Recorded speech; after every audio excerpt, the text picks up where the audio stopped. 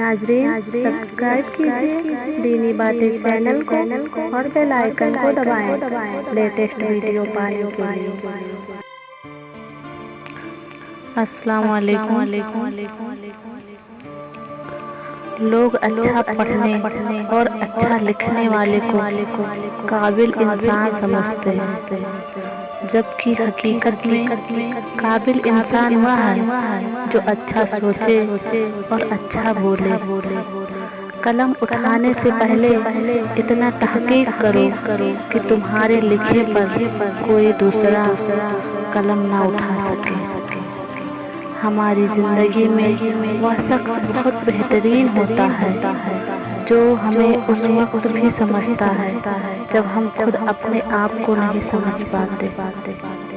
कुछ लोग जब रोते हैं तो इसलिए नहीं कि वह कमजोर होते हैं, बल्कि मजबूर रहते रहते थक जाते हैं। सच्चे रिश्तों की खूबसूरती एक दूसरे की गलतियों को बर्दाश्त करने में है। बिना कमी का इंसान तलाश करोगे तो अकेले रह जाओगे। अल्लाह दुनिया की दौलत उन्हें भी देता है जिन्हें वह पसंद न करता है, जबकि दीन की दौलत सिर्फ उन्हें देता है जिन्हें महबूब रखता है। अगर सब आपसे खुश हैं, जरूर आपने अपनी जिंदगी में बहुत समझौते किए हैं। अगर आप सबसे खुश हैं तो यकीनन आपने दूसरों की बहुत सारी खामियों नजरअंदाज किया।